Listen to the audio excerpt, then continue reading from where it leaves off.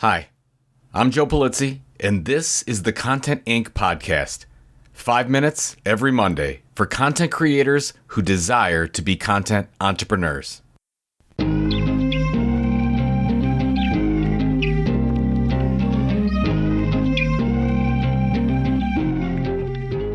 Happy New Year, folks. I have a few thoughts that I want to share with you. I've been working on quite a few presentations for my upcoming speeches, and a lot of these are very relevant, I think, to what we all go through as content creators and content entrepreneurs. And a few of these come top of mind, and I wanted to get your thoughts. I wanted to get you thinking about maybe rethinking your content business. The first thing is this idea of exit planning. You know, when we looked at Tilt Research, we found that about 10% of content entrepreneurs have any kind of exit plan, which blows my mind. As you know, I'm a planner.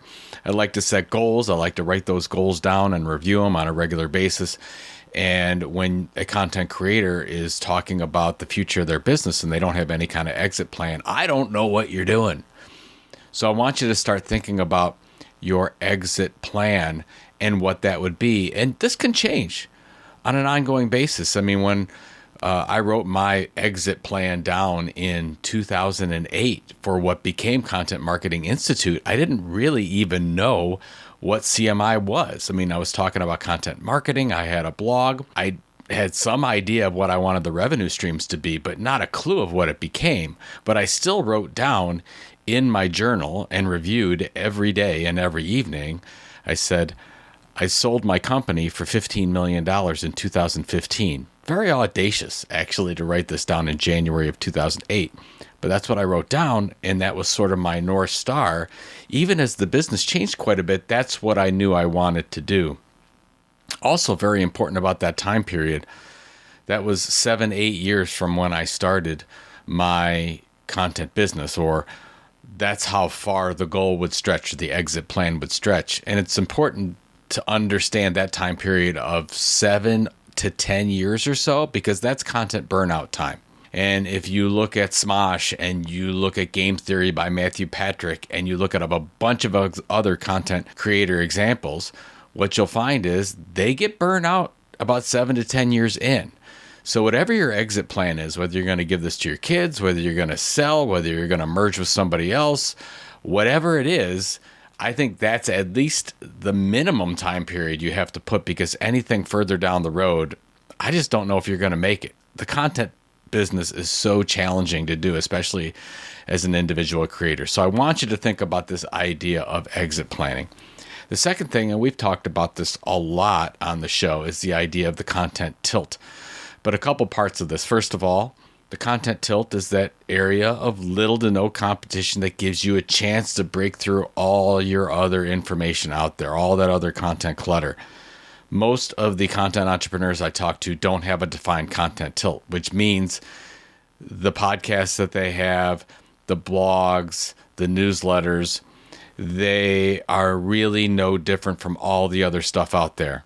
And a lot of people might disagree with me on this, and I don't really care. But you have to ask yourself, are you the leading expert in your content niche to your particular audience? Or if you kept doing what you're doing, if you keep consistently delivering, would you be able to answer that question with the affirmative?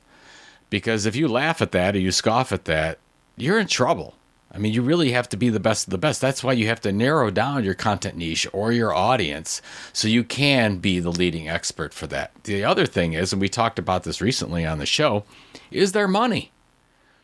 Is there money in this whole thing? If you are going to develop a channel for people that like to knit in South Dakota, but then you realize that no matter what you produce in the form of revenue opportunities, that there's no money there, why are you doing this? Then it's just a hobby. And if it's just a hobby, that's fine. But this is a business, right? So think about, is there money? And when we launched Content Marketing Institute, what was important that we looked at was, are we going to all content marketers, or are we going to go upstream and go to enterprise marketers? And we felt that there was more opportunity and more money focusing on enterprise marketers. The other thing when it comes to content tilt, we were going up against HubSpot at the time. They were really focusing on inbound marketing for small businesses. And we knew at CMI that there's no way that we can be competitive with them focusing on small business content marketing or inbound marketing like they like to say. So we said, we got to go upstream. Let's focus on being the leading informational expert for content marketing for enterprise marketers dealing with these complex content challenges. And that was a really, really smart decision because we quickly positioned ourselves as the leading resource, and we didn't have to go head to head with HubSpot. That we just said, hey, you got way too much money. You've got that area. So think about your content tilt. The other thing I want you to think about is, are you a creator business or are you a media business?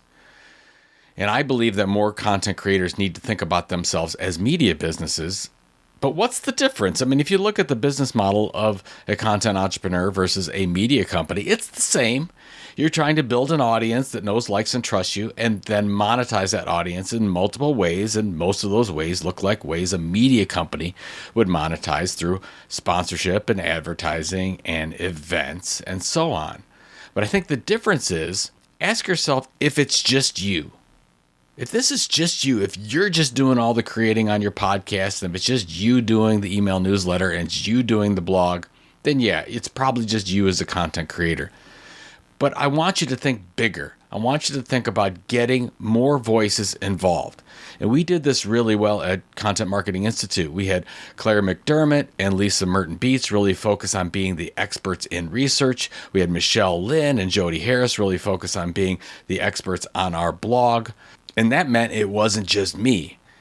And not being just me made it a more valuable company because there were more companies willing to look at buying that business in the future because they just didn't have to rely on me. And by the time we started to look at selling in 2015, I could legitimately get up in front of the people that were looking to buy our company and say, look, if you take me out of this business is fine. And of course, now it's 2024, the business is still running well, and they haven't needed me one bit. So they're doing just fine without me.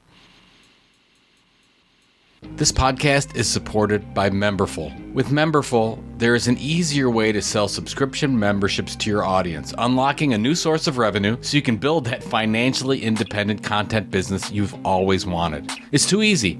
Integrates with all the tools you currently use, including your own branding, your gated content, private podcasts, and you can even include membership tiers and community spaces. And as you know, I'm a huge fan of control over your audience data. So guess what? Memberful gives you just that. Get started for free at memberful.com/contentinc. That's memberful.com/contentinc. The next thing I want you to remember is that everything you do probably needs to revolve around email. And when we launched what formerly became Content Marketing Institute, I didn't want to launch anything else outside of the blog or the newsletter until we got to our minimum viable audience of 10,000 email subscribers. That was the number we set. And I did that purposely because I didn't want to start diversifying and doing all these things until we had some kind of a loyal audience that we could monetize.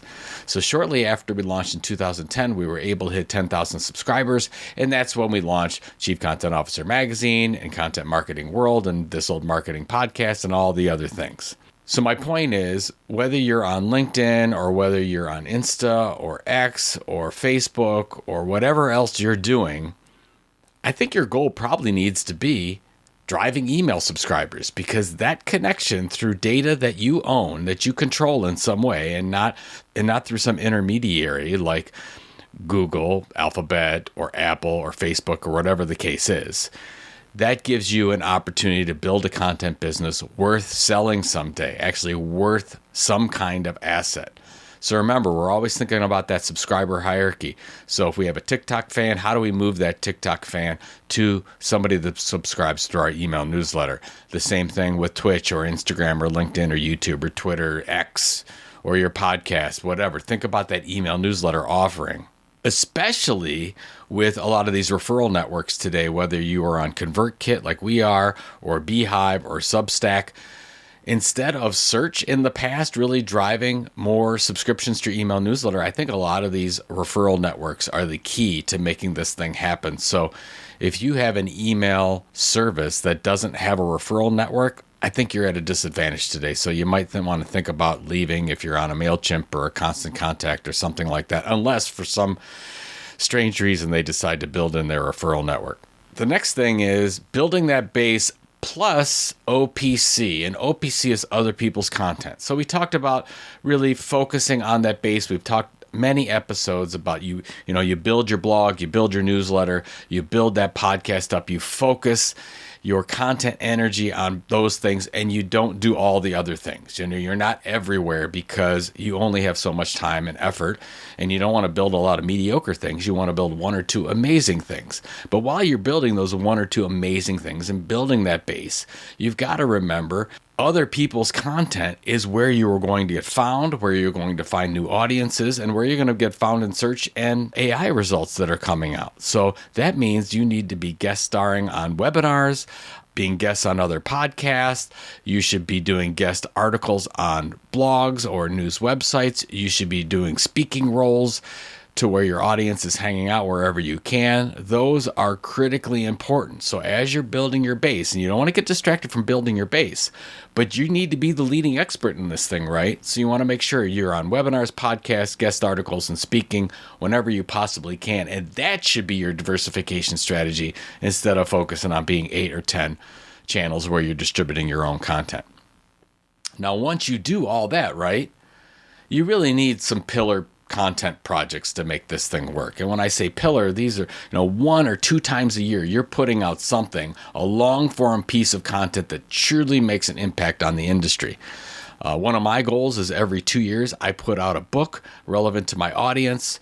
Since 2009, I have put out a book every other year. Get Content, Get Customers in 2009, Killing Marketing 2011, Epic Content Marketing in 2013, Content Inc. in 2015, and on and on and on, and continue to do that. And I believe that's important. It gives your audience something deep to chew on that really builds a lot of loyalty. And at the same time, it gets other people talking about your stuff and leads to what we just talked about. They want to have you on their podcast. They want to have you write an article based on whatever your thing is. So pillar content project, a book, really big believer in research projects like we've done at Content Marketing Institute, or whether we've done every year at the Tilt on our creator economy content entrepreneur research. It was really important when we did the Story of Content documentary in 2013-14. That really worked well to, way more than 1 million people watched that documentary, which led to a lot of business for CMI. Print magazines, I'm still a believer in. We did a quarterly print magazine called Chief Content Officer. I believe there's an opportunity in print more today than maybe ever before. So I want you to think about integrating those pillar pieces of content. And finally, something to think about, your buy and sell list.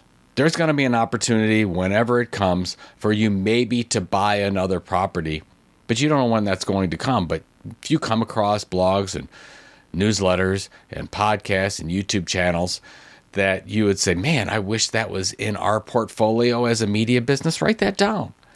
And then start to build a relationship with that person, partner with them on something. And you never know what's going to happen down the road. And at the same time, where's your sell list?